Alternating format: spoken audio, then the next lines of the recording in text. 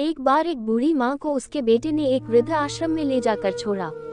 इस माँ का ये वही इकलौता बेटा था जिसके लिए इस माँ ने जीवन भर संघर्ष किया।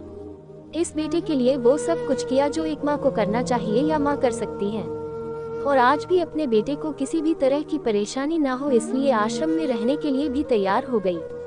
वृद्ध आश्रम में रह रही माँ हमेशा अपने बेटे को याद करती, मगर बेटा केवल साल में एक बार उसको मिलने जाता या फिर फोन पर बात कर लेता। कई साल बीत गए। वृद्ध आश्रम से बेटे को एक दिन फोन आया। उन्होंने कहा, बेटा जल्दी से आश्रम आके अपनी माँ से मिल लो, वो बहुत सीरियस है।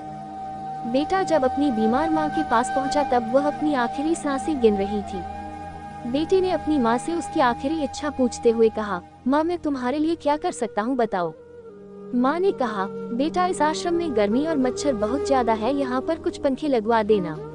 फ्रिज ना होने की वजह से यहाँ पर हम बूढ़ों को कई बार भूखे पेट ही सोना पड़ता है, क्योंकि किसी ने दिया हुआ खाना खराब होने से नहीं बचा पाते। तो इस आश्रम के लिए 1-2 फ्रिज भी खरीद कर दे देना। बेटे ने अपनी माँ की सारी बात सुनी और अपनी माँ से पूछा, आपने इतने साल यहाँ पर निकाल दिए पर आपने कभी भी यह बातें मुझसे नहीं कही, और अब जब आपके पास टाइम नहीं बचा है तब आप ये सब कह रही है, ऐसा क्यों? माँ ने बेटे को जवाब देते हुए कहा, बेटा मैंने गर्मी, भूख और पीड़ा सहन कर ली, लेकिन मुझे पता है जब तेरे बच्चे तुझे यहाँ पर छोड़कर जाएंगे तब तू ये सब सहन नहीं कर पाएगा, इसीलिए तेरी सुविधा के लिए मैं तुझे ये सब लगाने के लिए कह रही हूँ।